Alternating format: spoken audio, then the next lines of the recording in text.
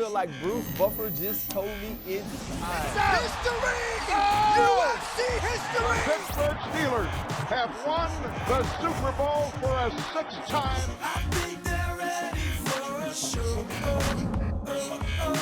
Why you late, bro? You have to be professional. We are now joined by the greatest. DC broke my heart. DC always hates on you on this show. So now, hold on. After you and I punch each other in the face, we gonna sit back down and play chess. To be with one of the greats, talking about a great sport, you can't beat that.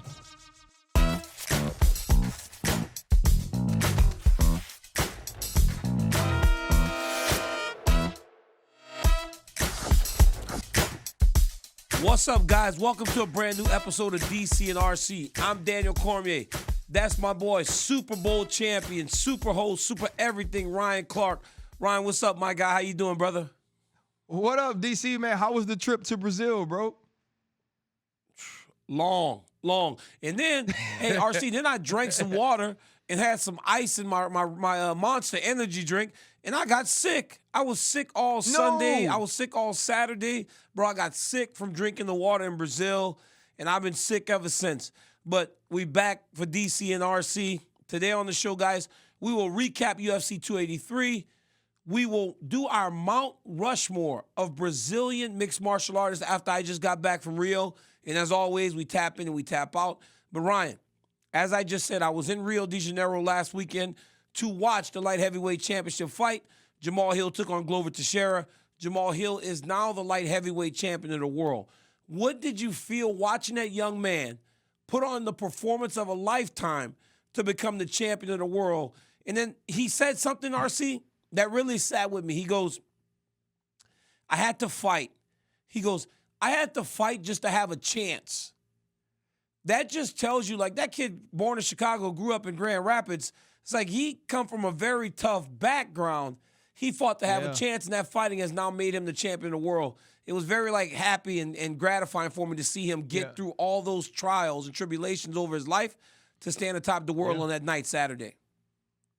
I think so many times we look at guys like Charles Oliveira and what he came through in the poverty that he dealt with growing up, and some of the third world countries that we see some of our greatest fighters come from, and we miss some of the adversity that can be faced right here in the States with people who grew up like Jamahal Hill. And what I took away from it was this, DC, that natural reaction to winning. And John Anik even said it when Jamahal Hill is crying and then he's screaming. It was, to me, that unchoreographed emotion of reaching the pinnacle of this great sport and doing it in such an unorthodox way. Before the fight, I was talking to my son Jordan as we got prepared to watch it, and I said, no one in the world, even Jamahal Hill, expected this to be a night for him to challenge for the light heavyweight title.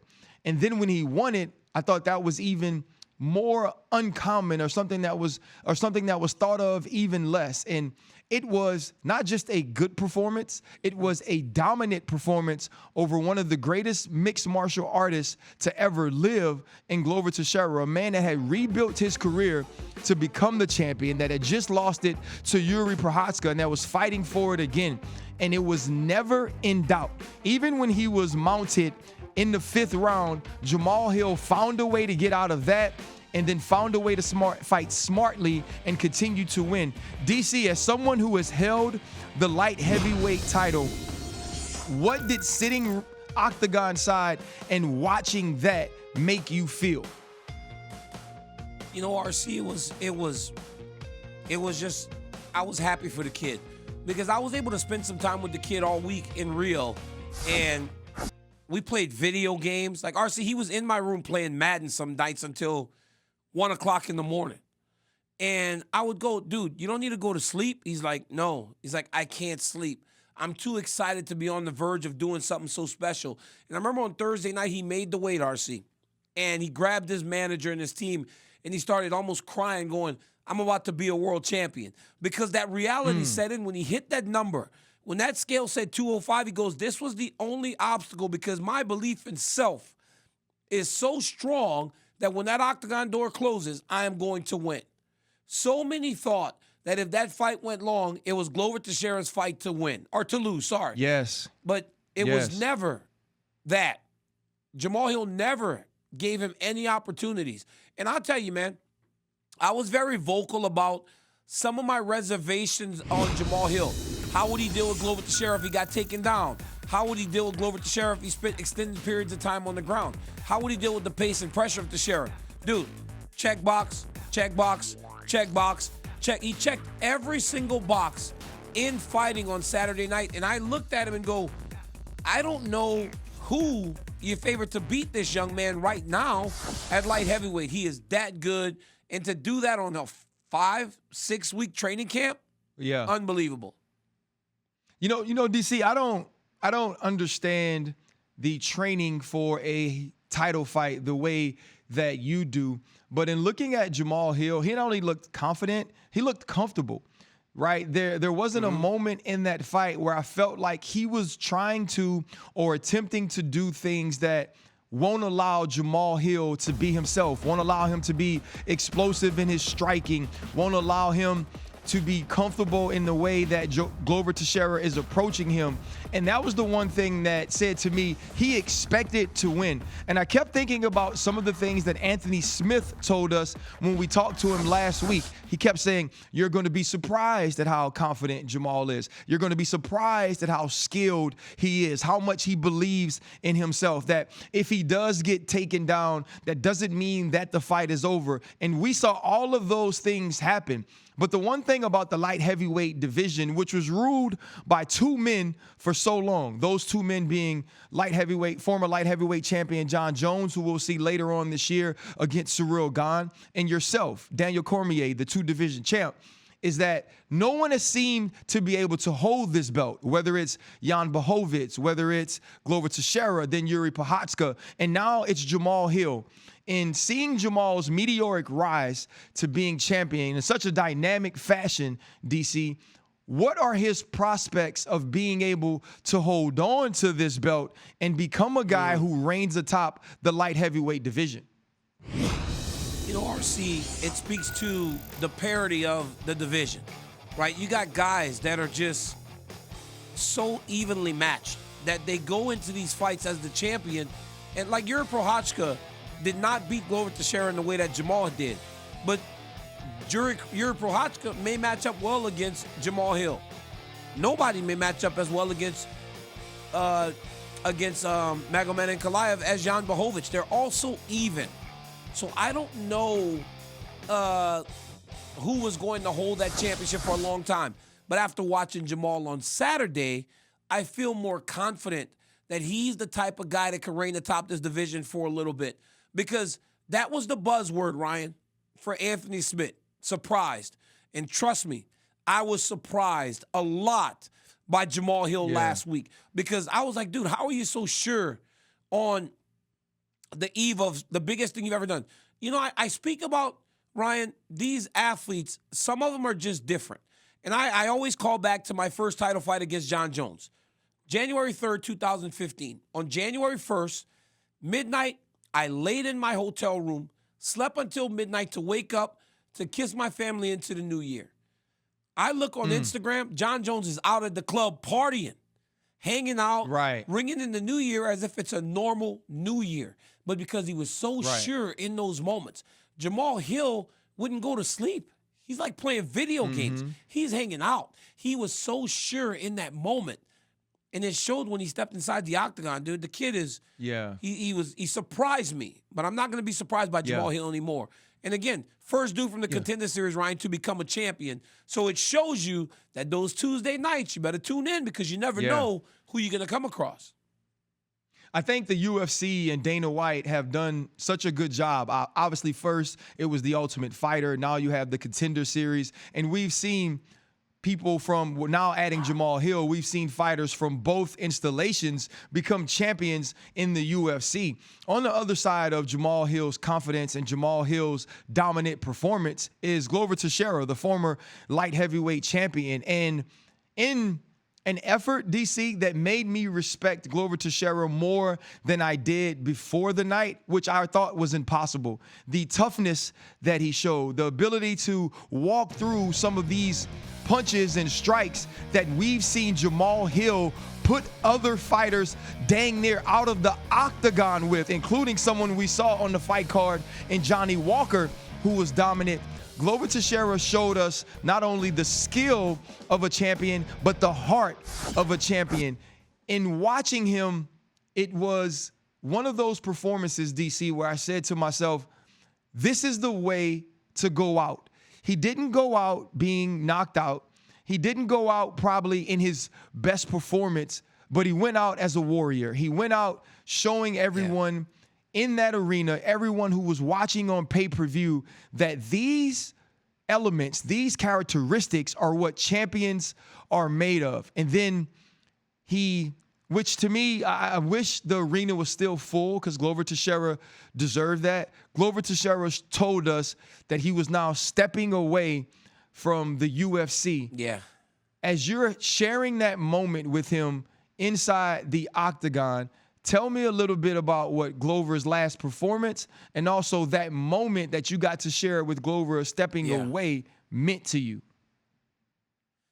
You know, I wanted to hug him, RC, because like when he won the belt, like Glover Teixeira is one of those guys that you just can't help but like. But that second picture, RC, where he's got the stuff white all across his head and then it's in his nose, like, bruh, that should tell you at 43 years old is about time to walk away. And I think, heck yeah, I ain't finna deal with that. Glover said, no, man, like, come on, man, he's 43 years old. But like, he said in the octagon, he goes, I may be too tough. This is the picture right here, Ryan.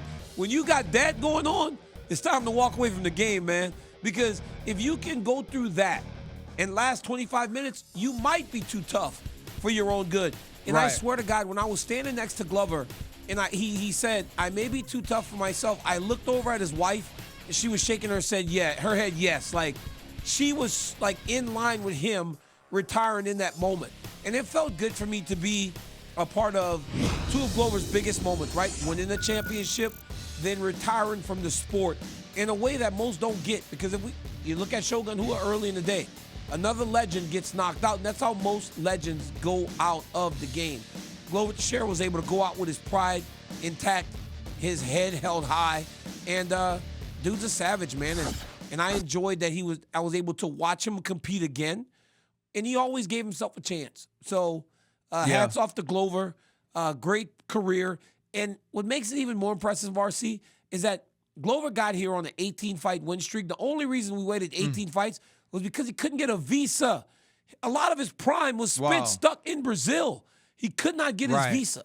So when he finally got here, he had won 18 fights in a row to get to the UFC. He should have been here years before. So a lot of his prime was spent still stuck in Brazil. So I'm very impressed with what he did. And hats off on a great career. Yeah, absolutely. And when you think of Glover Teixeira, a man that fought for the title years ago, finally gets an opportunity to fight for it again and becomes the light heavyweight champion. It's truly a story of perseverance and being a fighter who, even through adversity, continues to grow at the old, ripe age of 43, showing us that he still had enough in him to go 25 minutes with Jamahal Hill, who was dominant, especially on the feet. But speaking of dominance, let's talk a little bit about the flyweight champion, Brandon Moreno, who again defeated Davison Figueiredo in their fourth time in the octagon together.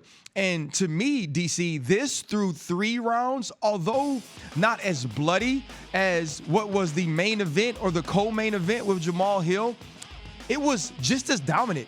Brandon Moreno seems to be this puzzle piece that Davison Figueiredo just cannot solve. He walks in there with the ultimate confidence. He's so relaxed and so calm, standing in what is to many people the most feared and dynamic flyweight in the entire world in Davison Figueiredo, and he dominates him. He fights against him in a way that when we saw Davison Figueiredo on his rise to the flyweight champion, we were not seeing. And once again, he comes out Davison thought he was poked in the eye, but really it was a great left hook by Brandon Moreno. He then gets him to the ground and dominates, remains in control of that fight. And eventually the fight is stopped in between the third and the fourth round by the doctors because Figueiredo couldn't open his eye. Watching this for the fourth time, DC, I feel like Brandon Moreno showed that there is a difference between these two, that he is the superior fighter in where their styles meet inside the octagon. Going forward, what can you see for Brandon Moreno, who a guy who lost his UFC contract a few years back, is showing that there is no peer for him in this division? He's getting better, RC. He just keeps getting better. And Yeah. that probably was the most telling thing about this series, right? Was in fight one, Davison was considered the scary champion.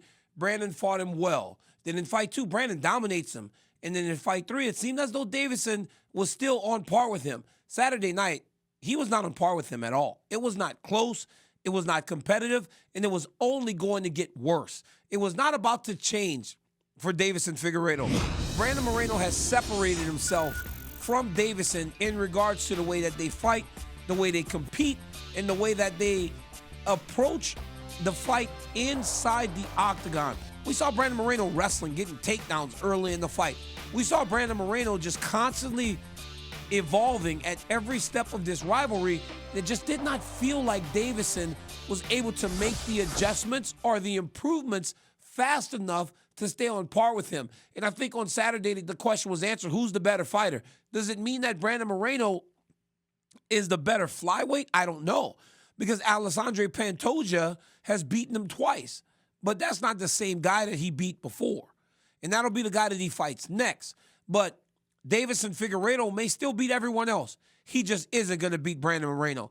Davison announced that he's going to go to 135 now. And I think that's a smart decision because not only does he cut a ton of weight, he has to get away from Moreno because Moreno's the type of guy that has the type of style for Figueiredo that could really ruin your career because you're in there just getting beat up by the guy constantly over and over again, and you never become or have an opportunity to be yourself or the man you were prior to that series. So Brandon Moreno showed he's the man. I believe that he's got Pantoja next, RC.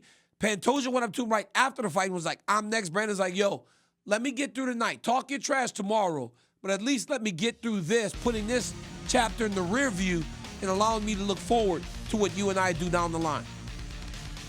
You know what, DC, in listening to you speak about Brandon Moreno and the way that he's continually improved and to show himself dominant or show himself a cut above a fighter like Davison Figueiredo, it kind of feels to me that we're headed toward the Israel Adesanya, Alex Pereira conversation in the sense that, okay, we see Brandon Moreno as this champion. We see Brandon Moreno as this giant of the flyweight division, but now he's going to fight this man in Pantoja who has shown us that he could beat Brandon Moreno and shown us that he can not only do it one time, but he can do it two times. And so now in the trilogy, is Pantoja, in your estimation, the next guy that can hold the flyweight division belt?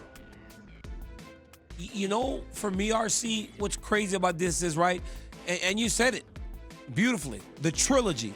But when in the world have we ever had a trilogy that goes in as the champion down 0-2? I mean, the champion is down 0-2 in a trilogy fight. That's absurd. We never get that. But I think we have to remind ourselves that for as good as Pantoja has looked, and he has looked good, he beat a different Brandon Moreno. That Brandon Moreno from back then, it is not the same guy, RC. He's much better. Back in the day, he was a more boxing-based fighter. Now, the kid can do just about anything. And the reality is, and when we go to England, RC, you'll probably meet Brandon Moreno and talk to him because he does a lot of the Spanish commentary. Nicest guy and the type of person that you actually root for as he goes into his career. He honestly has a lot of the same qualities as Glover.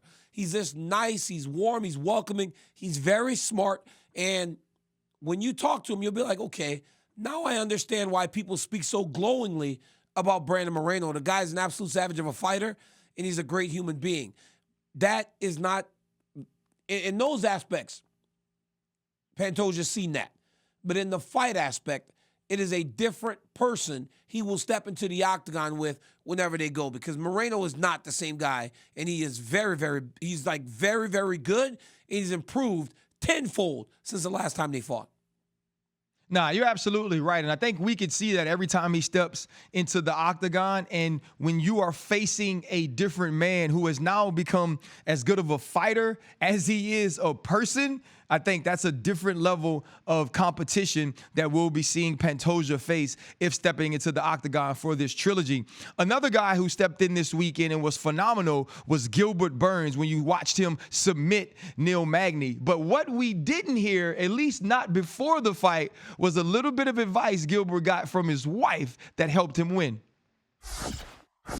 I was saying goodbye to my wife before I was coming to the fight. And then she said something that I like, you hold on to me. She said, I don't want you to bang today. I want a quick submission. Don't get hit. You promise you're going to do that? And I say, yeah, okay, I promise, okay. You promise you're going to do that? I say, yeah, okay. I don't want to make her mad. She's a black belt on jiu-jitsu too, so I like, yeah, okay. And the fight started. I was getting my distance. I would get it going.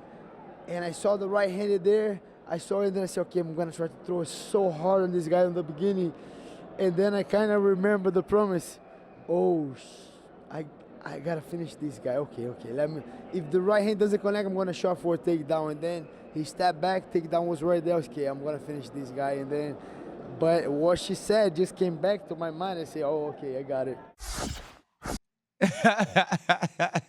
Hey, DC, Your that's wife. awesome, man. You know what they say, bro?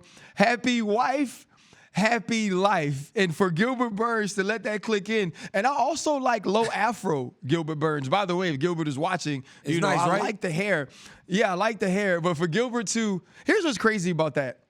It's one thing to be in the fight, 'cause I don't know how you guys do it, and actually think. And I don't know if Gilbert really remembered that his wife said that.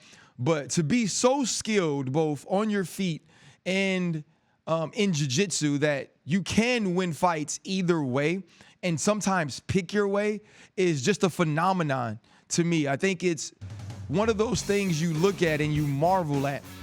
Gilbert Burns still wants to be in the conversations for championship opportunities in this weight class. And when you take a fight against a lower ranked opponent, you have to have a wow moment. You have to have dominance. And that was exactly what he had against Neil Magny, who is highly respected. Where does this win against Neil put Gilbert Burns in the hierarchy of championship contenders, DC, as it pertains to the 170-pound weight class? I think that he said what he was going to do. He said constantly he was not going to be in there for 10 minutes with Neil Magny. It took him less than 5. Neil Magny is not a guy that gets dominated. It just does not happen. Gilbert Burns buzzed right through him. So for a long time, we've called for Jorge Masvidal to take the Gilbert Burns fight. But I love the call-out. I love the Colby Covington call-out. I loved him saying, Colby Covington, let's do the fight. I would love to see him and Colby Covington as the next 2 coaches on The Ultimate Fighter. That would make for some fantastic television. I think that those guys, put them in the octagon, let them fight. Because you have a guy in Gilbert Burns who has proven to fight anybody, anytime. So now reward him because he fought Hamzat when nobody was really wanting to fight Hamzat. He fought Neil Magny, a guy way behind him, just because nobody else is willing to give him a fight. Give him the prize. Give him Colby Covington with an opportunity to put himself back in to the title contention. I loved his call out. I loved his performance. I thought he did fantastic. And I think that Gilbert Burns doing and fighting in the way that he did, using that unbelievable jiu-jitsu, is very difficult to beat. So, give him Colby Covington. Let's see what that does for his career and his options or proposition at the top of the division. Yeah, you know, DC, it's one of those things that this division is so crowded at the top, and it just got more interesting when we saw a guy like Leon Edwards literally kick victory from the jaws of defeat against Kamaru Usman in their last meeting. And we get to watch that all over again, the trilogy fight in London. But I would love to see Gilbert Burns with the opportunity for Jorge Masvidal, but more so a Colby Covington if you can't make Khamzat Chimaev Colby Covington, because I believe that fight sets us up for the next fighter to get an opportunity at the belt. And then a Gilbert Burns fight would then be, I guess, the semifinal to that got the next opportunity. But we also got to see some dominance in the heavyweight division, DC, from Jailton Almeida that I think is different. When you look at his last few fights, this is a man that delivers a lot of punishment without taking any. And in seeing him this weekend, someone fighting in a division that you know extremely well, for a guy to look like this, for a guy to move like this, for a guy to dominate in the way that he's dominated, DC, is this kind of the new breed? Because we saw Cyril Gane become a new breed. Is Jailton Almeida kind of a new breed of heavyweight that we're seeing in the making? You know, I think when you look at Almeida, he's the type of guy that you know that with the right training and with the right coaching and guidance, he can do something special. Is that world champion? I don't know. You know, it's hard to see a world champion. You know what's crazy? It's like Francis. When you saw Francis, Ryan, you probably thought to yourself, that dude's about to be a world champ at some point.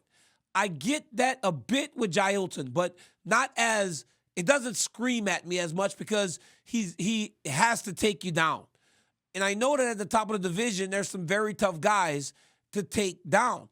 But as he continues to improve, I do believe that he will find himself in the conversation because he understands it also. He even said it last week at the fighter meetings. He goes, by the end of the year, I want to be in the top 5 and I want to be in contention. And when I hear that from fighters, I immediately start to wonder and think about what's in front of them. Like, how do they get there when they tell me that's their goals? I was not like taken aback when Jailton told me that. I wasn't like, oh, I don't know if that's even possible. Because when I look at the top 5, I see some matchups that could potentially land him there at the end of the year. So while I do see a championship caliber fighter right now, it doesn't scream at me like Francis Ngannou did whenever I saw Francis with the freaking dreadlocks hanging off of his head, looking like the Predator, knocking people out. Like, it doesn't scream it to me as much. But yeah, I think this guy is going to be a great heavyweight for a really long time.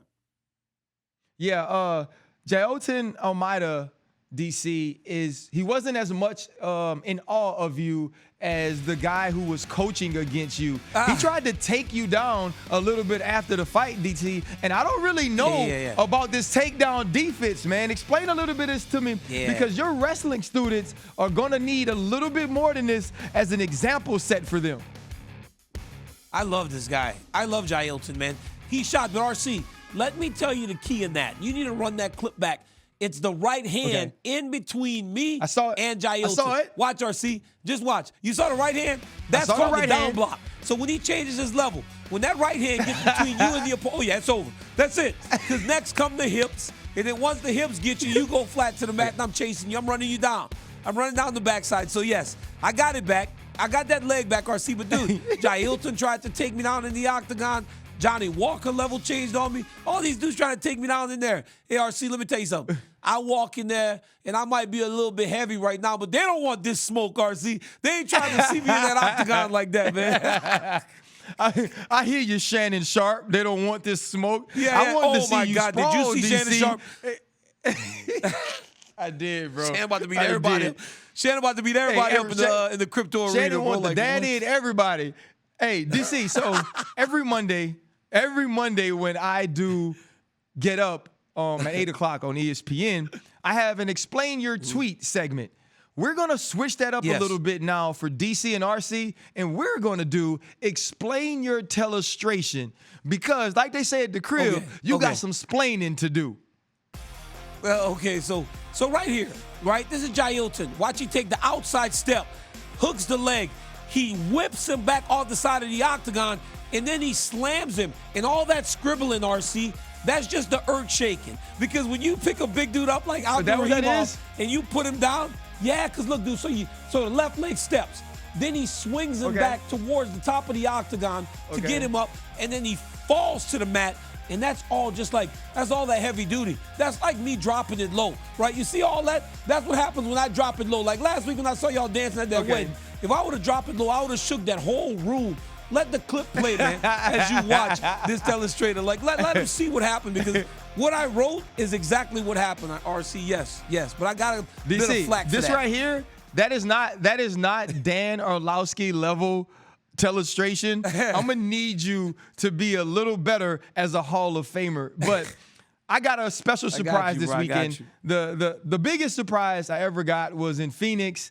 Glenn walks up behind me when I'm sitting in the arena, and he kept saying, okay, wait, right now, RC, don't go to the bathroom, RC. You have to be here. So I got a text message, and Glenn said, again, he's like, we got something for you. And then when it happened, it was Jose Aldo being announced as part of the next class, or the headliner of the next class of UFC Hall of Famers. We've had this conversation many times. Jose Aldo was one of the people I fell in love with, or one of the fighters I fell in love with, not only in his reign in the WEC, but also in the UFC. I think he was just one of the greatest champions, one of the greatest representations of what the UFC, what mixed martial artists are, and their talents, and their explosiveness, in their charisma, and their ways of captivating arenas. And so, one, I say congrats to the champion, congrats to the Hall of Famer, and this is a well-deserved honor. And for him to get an opportunity to share this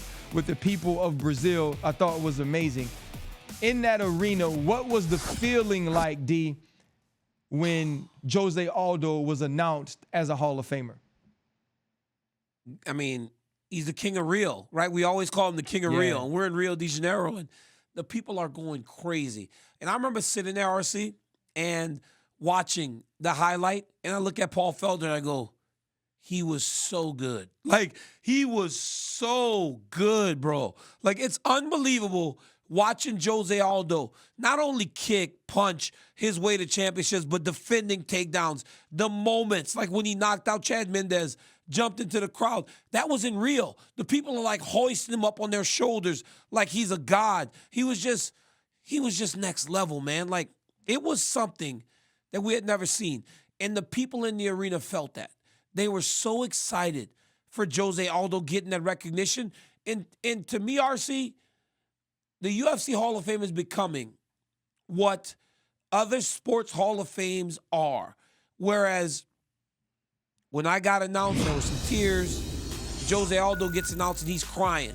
Because now everybody recognizes what a Hall of Fame is. And before, the UFC Hall of Fame just wasn't that.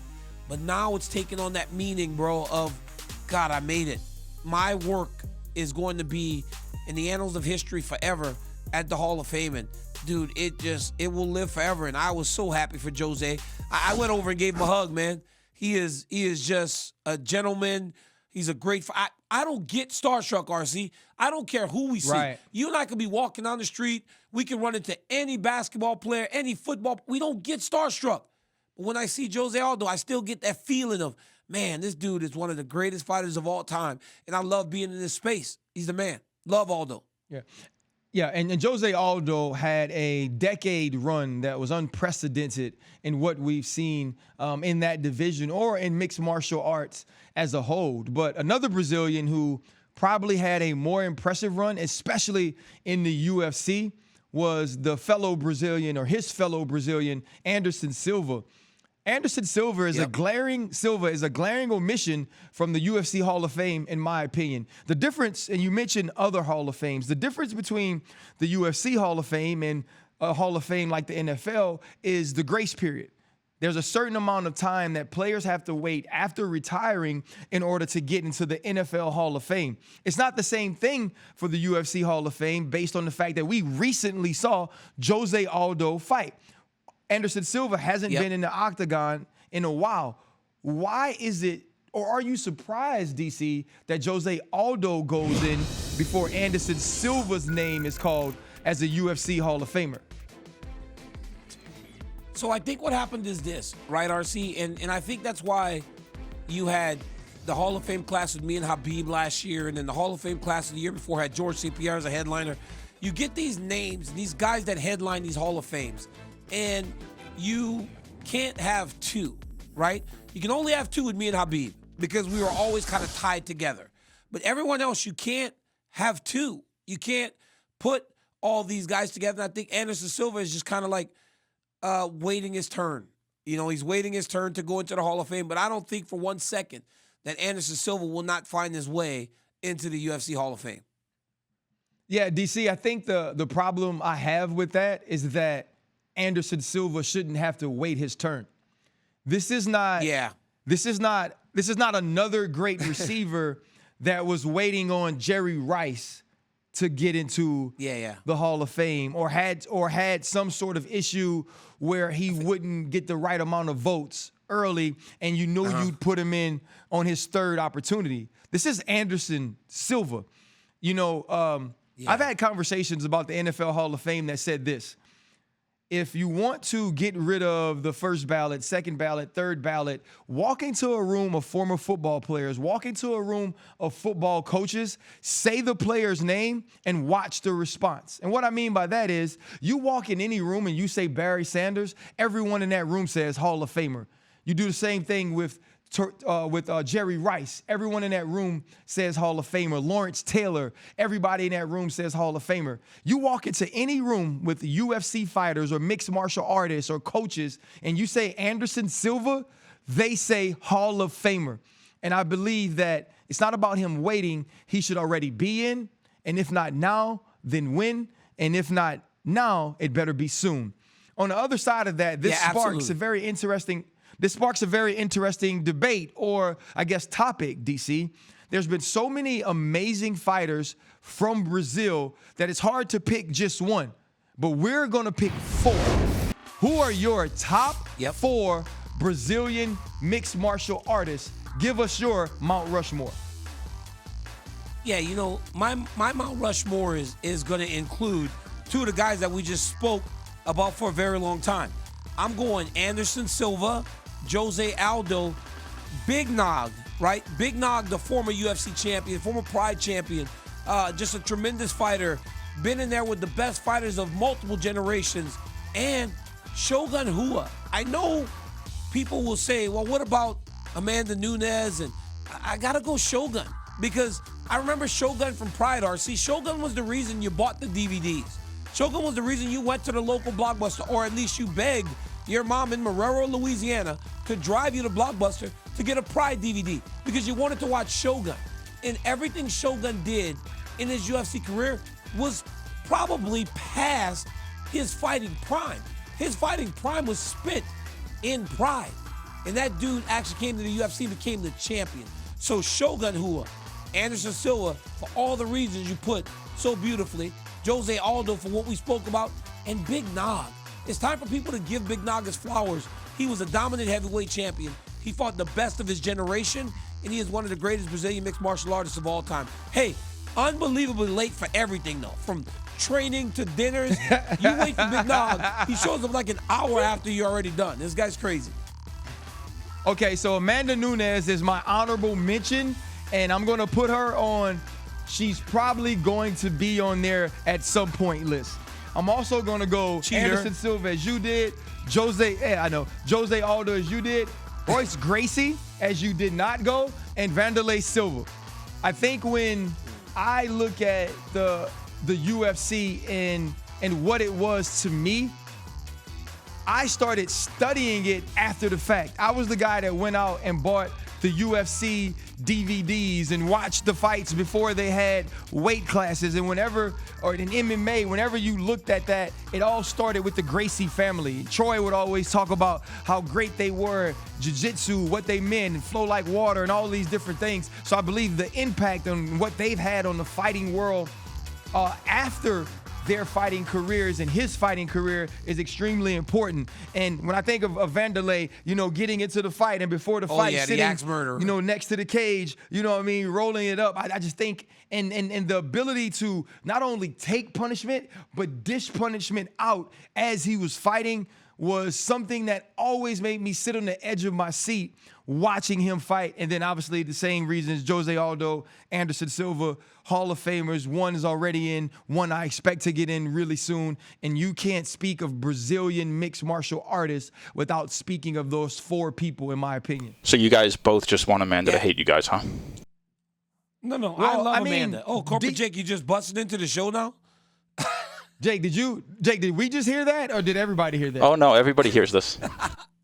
Oh, wow. He just putting us, So we're not even tapping in. I love Amanda. I don't think that, unlike DC, I at least gave her a spot. She's climbing up Mount Rushmore right now. I think Daniel continues to disrespect her greatness. I'm sure whoever she's fighting next, DC is going to pick against her, as he always picks against her. And before we allow DC to talk, we're going to tap in and tap out. Corporate Jake, let's go. All right, guys, at UFC 283, clamoring for Lauren Murphy's corner to stop the fight versus Jessica Andrade, including DC on the broadcast. Andrade landed a record 231 significant strikes versus Murphy. DC, tap in or tap out, Murphy's coaches should have stopped the fight Saturday night. Yeah, tap in. I was very vocal about it on the call, too, because it just didn't seem like Lauren had a chance to change it. That's where my issue came, because Glover Teixeira was getting battered, but Glover Teixeira was still landing big shots, and Glover Teixeira was getting takedowns. Lauren wasn't doing anything to try and change what was happening, and then she started to turn away from the strikes. And that, to me, when people start to turn away from strikes, you gotta stop them, because she is as tough as anyone in the world. But as I constantly say, if we are in there just lauding someone's toughness, that's a bad thing, because that means they're taking way too much damage. And heck, she got hit almost 100 times in just the 3rd round. Yeah, DC, I 100% tap in on the fact that this fight should have been stopped based on Lauren Murphy's incapability to change the fight. There was nothing she could do. She was 100% totally outmatched in this fight against her opponent in Jessica Andrade, and she was doing nothing but showing people that she could absorb punishment, and that's not where you want your fighter to be. Corporate Jake. Following his win versus Paul Craig, Johnny Walker told you, Daniel, that he wanted to be just like you and become a double champ. RC, tap in or tap out, Walker has the potential to be a future champ. I tap out. I think Johnny Walker was someone who started his reign or started his career in the UFC on fire, very early finishes, but we've seen him since with some inactivity throughout fights. And also we saw a guy like Jamahal Hill absolutely dominate him with knocking him out in one of the most brutal and awkward knockouts I've ever seen in the UFC. I don't believe that he could be the light heavyweight champ, more so or much less a double champ in winning the heavyweight title as well. RC, you said it was one of the most awkward knockouts you've ever seen, because they hit him on his forehead and he just kind of tumbled backwards. Yeah. I've never seen anything like it. It's like his body shut off. Bro, he did a vertical backwards. Like, I've never seen that in my life. We got to stop laughing at these guys. I tap out, but not because of all that, even though those things all pointed being hard. I tap out just because it's just really hard to be a UFC champion, much less the double champion. That's why so few people have done it. So it's not anything against him or the next guy that says they want to be a double champion. I think everybody should strive to be a double champion. It's just extremely hard to do. It's like Ryan saying, I want to win this Super Bowl, or I want to be like Tom Brady and win 7 Super Bowls or 6, however many he has. It's just really, really hard to do. So, yeah, I tap out. Corporate Jake. Luke Rockhold announced yesterday that he is now a free agent and is eyeing a boxing fight in the near future. DC, tap in or tap out on Rockhold getting into the boxing space. This is a bit of a loaded one for me, because I tap in on him having an ability to make money. I tap out on him just still fighting. I don't know this late in your life if switching sports to boxing is going to be the move. But I tap in on him still having an ability to make money, absolutely. But I just kind of was hoping that was the end of the story in that last fight, right? It was great. He was loved. It seemed like a fairy tale ending, but obviously the draw of the crowd and the money and the fight is still too much for Luke, and I'm happy that he gets an opportunity to go and pursue that.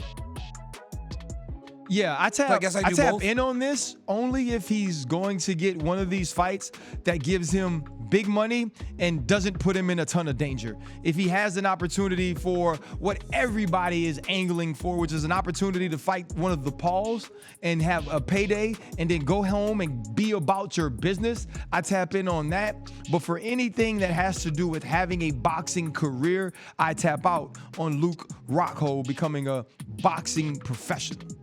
All right, guys, last one. With under 3 weeks until UFC 284, Islam is currently sitting at a 3.5-1 favorite over featherweight champ Alex Volkanovski.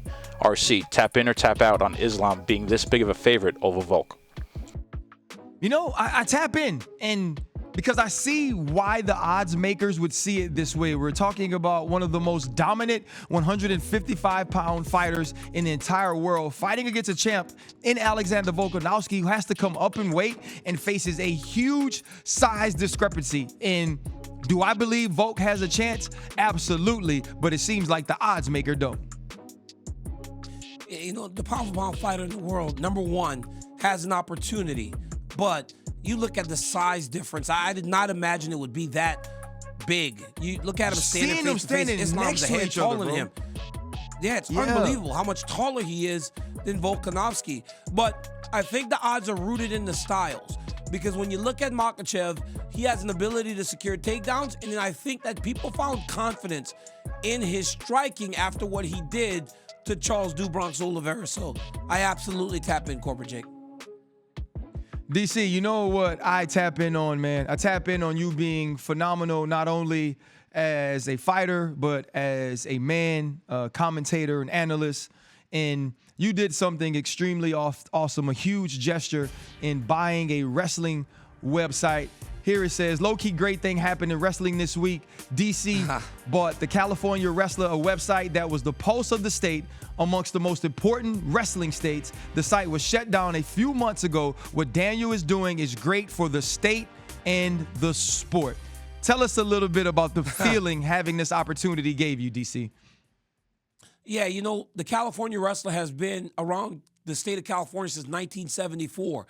It was a place where the community gathered to talk. They did forums. They were able to share their thoughts and kind of have a voice. But then it went down right before the pandemic, and then it came back, but it wasn't what it was. So I went and got with the people that are behind running the website, talked to them about a vision for the California Wrestler to not only bring it back to what it was before, but try to expand it and make it bigger. So what we did is we created a Rockfin channel and made the California Rockfin. So there, Ryan, we're going to have all kind of historical data. We will have articles. We will have live competition, streaming, podcasts. And then on the website, we will have all of the rankings. We will have the forum. We'll have all these things that had made the California Wrestler so great. Make it back viable in the state where it was so important once upon a time. So very, very excited for the California Wrestling and all the people that we are going to be working with to try and bring this beautiful, this great website back to the glory days. This is, hey, Ryan, it started in 1974. So for something to be around that long, it would have been unfortunate for it to kind of go and just kind of die. So to be able to help with that is absolutely beautiful. So hopefully we can bring the community back together. Go to thecaliforniawrestler.com and you can see all the stuff that we are doing over there. And also go to rockfin.com and type in the California Wrestler to get all of our stuff. I mean, that's amazing, DC. And I think the thing I recognize about it more is that it's about your heart. It's about your heart for young people who are interested in wrestling, for people who just love wrestling as a whole, and continuing to keep something alive that is a staple of not only that community, but that state. And it says a lot about who you are as a man, and that's the true championship spirit that made Daniel Cormier not only a fan favorite, but a favorite of the people who understood what goes into the characteristics of what makes someone great. Thank you so much, RC. They're telling me we have a 1-year anniversary. It's anniversary time at DC and RC. Ryan, we're going 1 year. The pivot turns one. Today, Ryan, listen to me. You guys have done something so phenomenal in such a short period of time. I am so proud of you, Brother Chan and Brother Fred. Dog, I have seen you guys take this thing where you took – I remember when you first started talking about the pivot. And when you guys made the first episode, you're like, DC, we got 100,000 subscribers in like a week. I was like, because it's good, Ryan. And when it's good, people pay attention. And they can see how much it means to you guys. But not only is the pivot so phenomenal, I've been on it myself, but I've seen the pivot hosting First Take. I've seen the pivot all over television. Bro, congratulations on your first year. And I know that there are many years to come for the pivot. So great job, boys. Nah, man, I thank you. And I thank you for trusting us, man, and being a part of the show. It's one of our favorite episodes. It's obviously honestly one of our best episodes that we've had. And we've had an opportunity to tap into things in a different way. And it's helped me grow, honestly, in being able to host this show and be a host with you and learn that chemistry, how to ask questions and how to continue to keep conversations going. And so as much as I love doing that, we're grateful for all the supporters. I'm grateful for everybody here at DC and RC. And a huge reason why I can have that podcast and be successful there and still keep this one is because I just enjoy doing it. And I'm at a point in my life, man, where I want to have an opportunity in the space to do things with people I actually F with.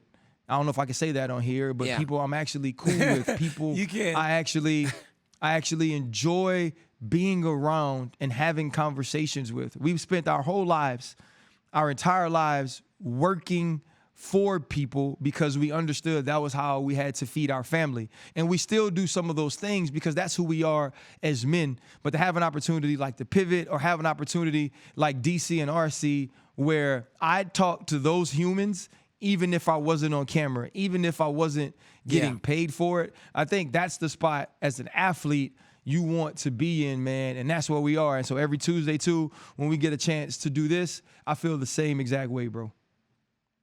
Absolutely, my brother. Thank you so much.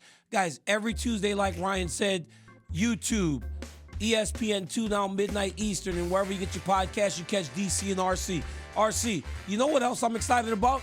I'm excited about us being in London. You think they're going to let us, you think they're going to let us wear those red suits with that hat? What if they let us wear those red suits with the white pants with that hat? But we're going to be out there. DC. We're going to be out there, RC. DC, here's my question. Have you been before? You've been to London before, right? See, I've never been, but just to play. We got to find food, bro. We got to eat something good. If we don't eat good, I don't want to go. Shepherd's pie. Will you eat shepherd's pie? I guess that's something they eat over there in England. It's like a I've eaten shepherd's like a pie before with like ground beef inside of it. You had it? Fish and chips. They eat fish and chips too, DC. I eat fish and chips. But are they like? We're gonna eat their food. Like that's not gonna be good. Though. It's not gonna like be good at the crib? like Louisiana. Yeah, that's what I'm saying. Like, I don't know. Catfish. But you remember, hey, wherever you get your podcast, tune into DC and RC every Tuesday, 12 a.m. on ESPN2. Wait, is it Wednesday? Bye. We're going. Nobody knows. It's Tuesday. I don't know when the show comes on. It's on everywhere. Wednesday.